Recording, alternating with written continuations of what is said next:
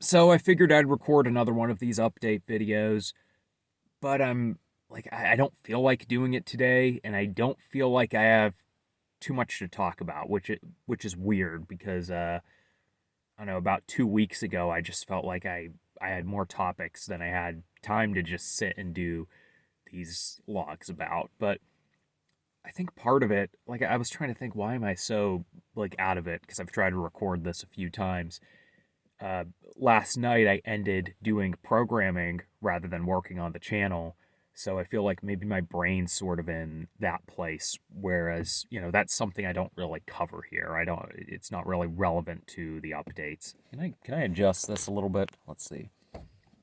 There we go. That might be better. Um, yeah, so I feel sort of like I just don't have too much to say here. There's a whole bunch of topics I could talk about that I would like to do videos on, such as the longevity of a YouTube channel and how the channel me and my business partner are doing is it's basically something we have thought about, something we could do for years. The workflow. See, uh, I don't know. Today's just off to a bit of a bumpy start, and I'm feeling like I don't know. I feel like it's like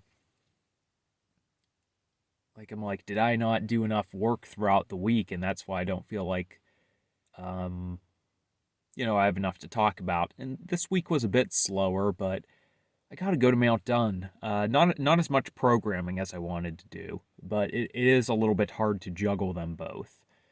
Um, I think maybe why this is a little feels a little difficult right now is because I've gotten into this habit of having a topic for every one of these updates, and right now I just don't feel like I really have a topic on hand. There's just been so much going through my brain, from all these different angles, um, money wise. Uh, Not the most glamorous thing to talk about, but um, thinking about moving out, which would be doing with someone else because if that's going to work out. I'm going to see because there's just a whole lot of reasons I want to get out of home. I mean, I've lived at home my whole life, and I'm 28 now. And I've heard from a number of people that, especially some people who have opinions I really respect, that getting out and basically getting that kick in the ass was so important to getting them jump started and getting them going in a way that uh, they just simply couldn't do otherwise.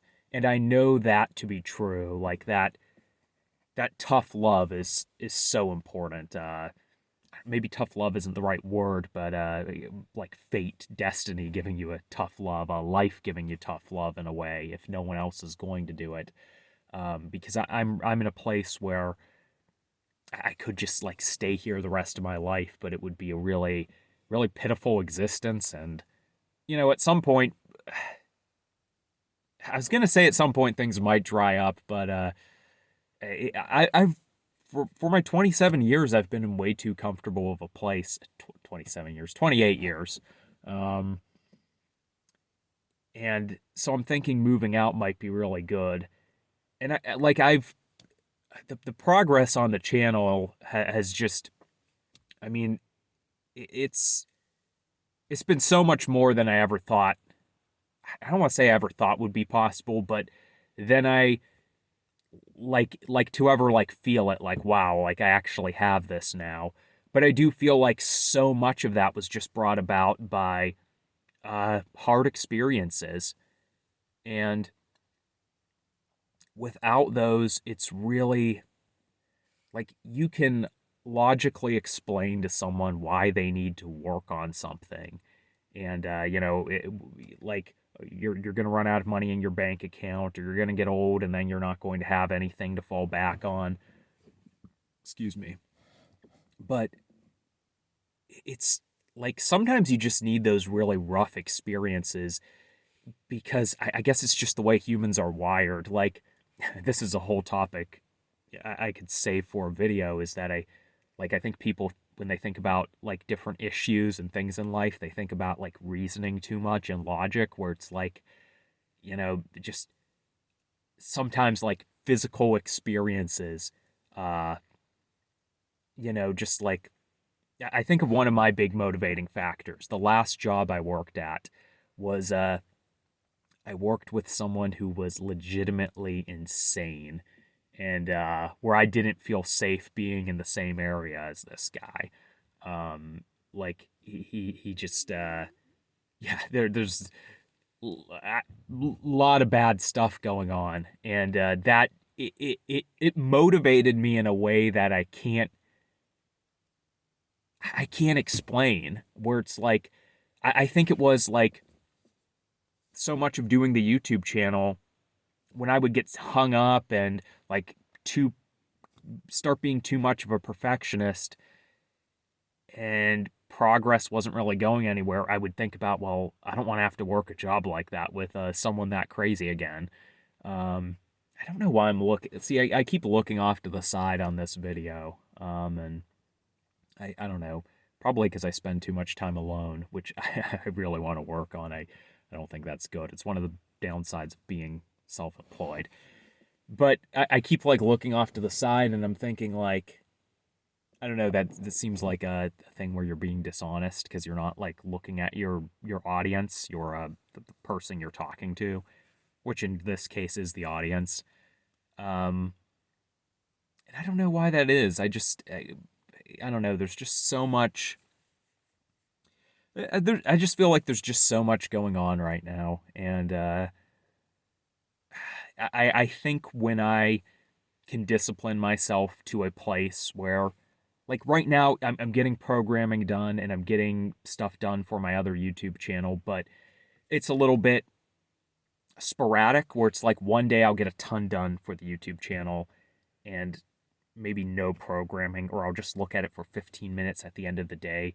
Where I want it to be is where I'm doing a bunch, like half the day or like 4 hours on programming, 4 hours on the YouTube channel, and the rest of the time I would like to devote to those other things, but um, there's other responsibilities I have. And frankly, if you try to cut out any relaxation, it sort of becomes counterproductive in its own way. Um,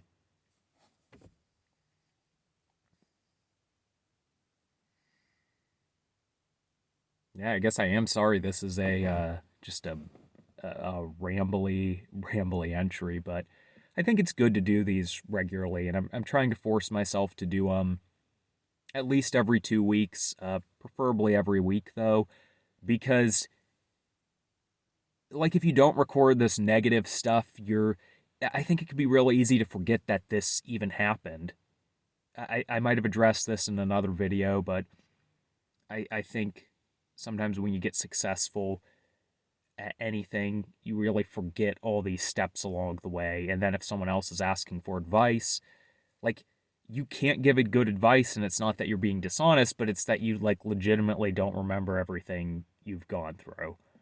Um, so yeah, that like update videos like this are a bit of a train wreck, but I think there's value in them. Um, hmm. I keep doing this with my lips because it so I live in Northeast Ohio, and the temperature, like there's a saying in Ohio where it's if you what's it something like, if you don't like the weather, just wait for the next day, or wait for the next hour. And it's been so up and down where yesterday was pretty nice, but today now it's cold, so my lips are feeling chapped, and I usually have chapstick with me anytime I go out, but just to record this video, I don't have it. So, and I keep looking this way when I'm talking about outside because that's where we have the window to the garage, basically. Um, is there anything else I could talk about? I got this book from the library. The Elements of Style. It's something about writing. So one of the things that's going on with the YouTube channel is that um, I just feel like I can refine the writing process, because writing for all these different videos. I'm just wondering, like, should going into every video really be like a clean slate, or could I have more of a more formulas down, basically, where it's like, okay, here's the general gist of what I'm writing about. Can I refer to another video that was sort of similar in length, topic, the overall emotional punch, the narrative of the video similar, and then just create a formula and sort of fill in the blanks without it. See, that sounds really dispassionate, but I think there's a way to do that where it's the audience isn't going to know the difference and it's going to seem good to them. And as long as you still put heart into it, it's going to come off fine. And I got some books at the library about that, about writing. And before I did that, I didn't want to just jump in and buy a ton of books and just be like, I'm going to read all of these and waste 7 hours of my life on more reading these books. I don't know, like 24 hours of my life on information I'm going to forget, because that's a real that is a real problem. That's something that can definitely happen, where you jump head first into something and then it's like, well, I didn't need to do that. And I first watched some YouTube videos. There's this really good guy, Steven Pinker, I think is his name.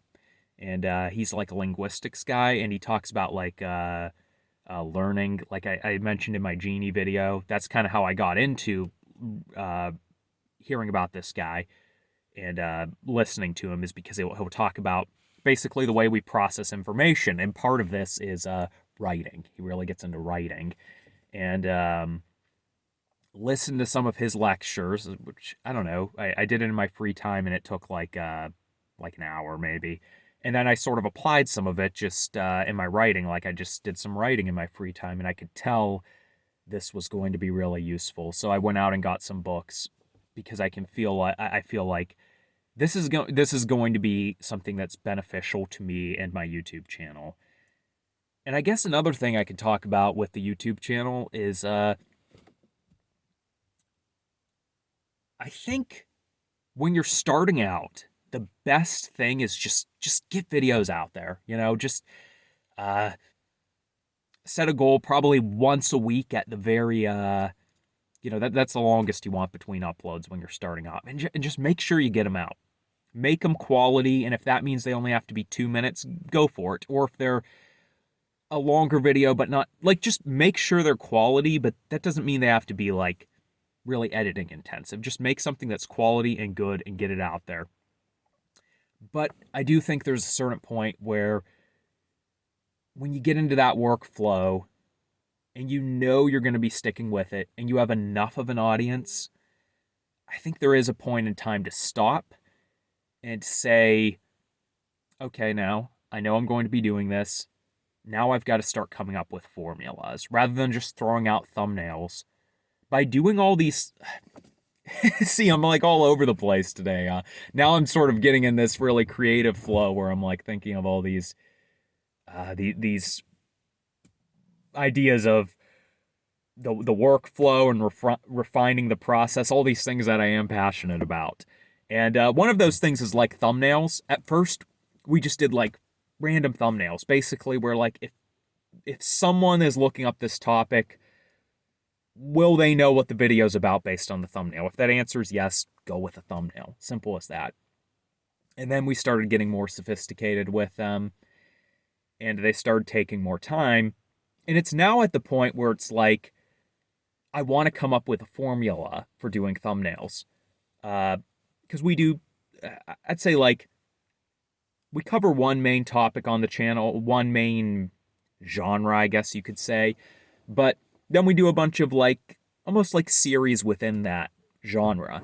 And I'm like, can we come up with different thumbnail templates that fit the different series, and then, but also have a sense of identity, where people just know it's our channel.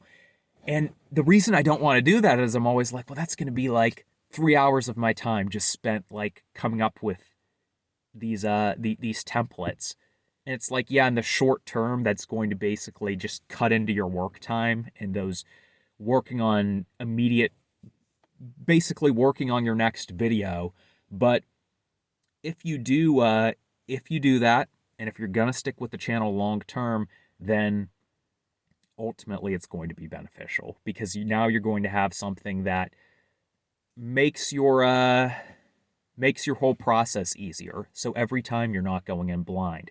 Once again, if anyone's watching this who's doing a new YouTube channel, don't think about that when you're just getting off the ground because you're gonna bog yourself down. Just get stuff out there. Even if you have the cheapest thumbnails, just get stuff out there. But I think at a certain point you want to refine your processes because um, you're gonna eliminate your time. You're gonna basically help yourself in the long run. And like I said, with this book, maybe I shouldn't be showing it off this much. Maybe this book's going to turn out to be terrible, but it's got some good reviews on the back, so I'm hoping it's good. I'm hoping it can help refine that writing process because the writing and research process is probably it's one of those things. It's not like I discussed in another video, like audio editing, where a lot of that can be exported to a robot or like descriptions. Like you can have an AI generate them because really a video's description is in a lot of cases more about getting in keywords. It's even if it's sort of like even if your audience can tell it's AI generated, I don't think they're going to feel like that's disingenuous. Whereas I would never use AI or some tool or just hire someone to write the final drafts of my scripts because that's going to take character away from the video. And I think people are really going to feel cheated out of that. With that said, I want to refine my processes so I can make that end easier on myself. But I think you got to do that in a different way. It's more of an art rather than just exporting that work out. So, well, I think I finally got somewhere good with this video. This is probably one of the longest ones I've done. And I don't know, now I feel a little bit more fired up to go in and do some work. See, the thing is with doing a channel is uh, there's a lot of things in life that will stress me out or just I feel insecure about them. But doing a YouTube channel, especially this other one I do that is detached from my real identity, it just it brings me so much joy and meaning because like here's this thing that I just totally get to like craft on my own and I don't know it's just it's great. Yeah, if nothing else, if obviously I'm trying to do it as a profession, but it's also just like like I said, I'm working on getting a programming job because I am aware that my funds are running out and I would like to move out. And I basically want to have a good job to fall back on. And I think even with that, even if I was making a lot of money off of that, I would still want to do the channel because one, that's what I want to do long term, but it just gives me like so much it just I don't know, it gives me so much purpose and gives me this whole other identity. It's so good. And I think just talking about it and getting up in the morning and not getting boggled down and just like doing it, like once you can get rolling, um, it's really good. And the sad thing is because it's anonymous, I like with family members and stuff, I can't talk to them about it. So I basically feel like I'm Spider-Man, where it's like everyone thinks he's just a loser wasting his time. I mean, they know I do a YouTube channel, but I haven't told them what. So they probably think I'm trying to be the next Mr. Beast or something, which like, or I don't know, trying to do some like I don't know, just what normies think of YouTube, where they just think like stupid videos and people trying to be celebrities, where it's like, uh, my channel is something I'm very passionate about, but I think of it very much through a business sense, and I try to think about okay, what am I good at and how can I do this through YouTube? And how can I do a channel that has longevity? And yeah, it's now I'm starting to ramble again, so I think I'm going to wrap it up here. I'm hoping to have a really good week this upcoming week as far as balancing both things. I'm going to try to get that balance down between programming and doing the channel. And then I think I'm going to try to get some of my free time to just work on reading this book a little bit more, refining some processes, going back, updating thumbnails, and all of that. And we'll see how it goes. And now I'm at a point where I could keep talking, but I'm going to end it here.